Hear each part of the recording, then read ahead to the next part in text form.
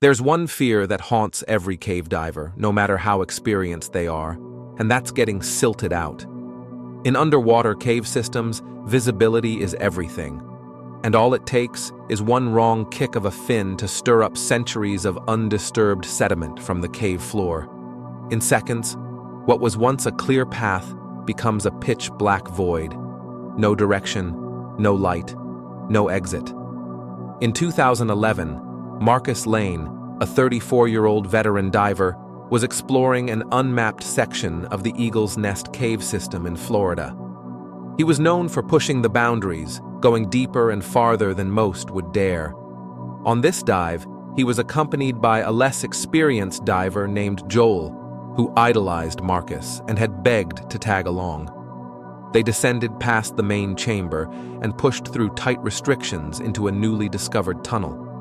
Marcus had rigged a guideline as they went, anchoring it at key points, like breadcrumbs in a maze.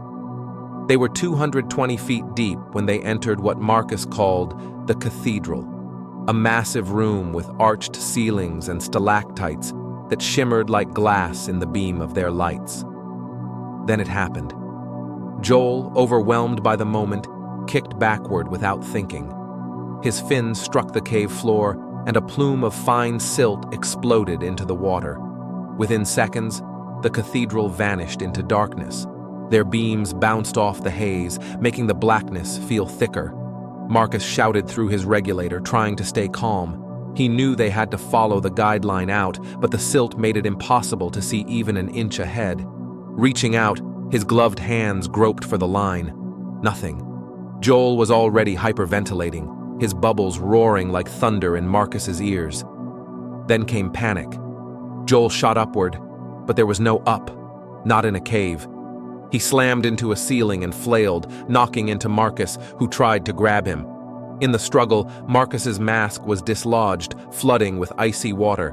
Blind and disoriented, he clutched at the cave wall, but it was useless. The silt had erased every landmark.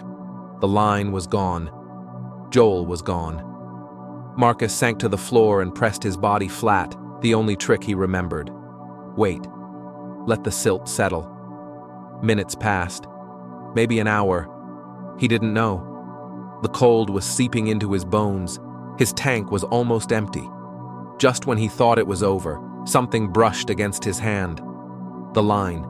Clutching it with every bit of strength he had left, Marcus began the crawl back, inch by inch, following the rope like a lifeline through the darkness. When he finally breached the surface, rescuers pulled him out. He was incoherent, gasping, covered in cuts and bruises. Joel was never found. To this day, divers speak of the cathedral and the echoing sound of a second regulator hissing in the dark, long after everyone's supposed to be out.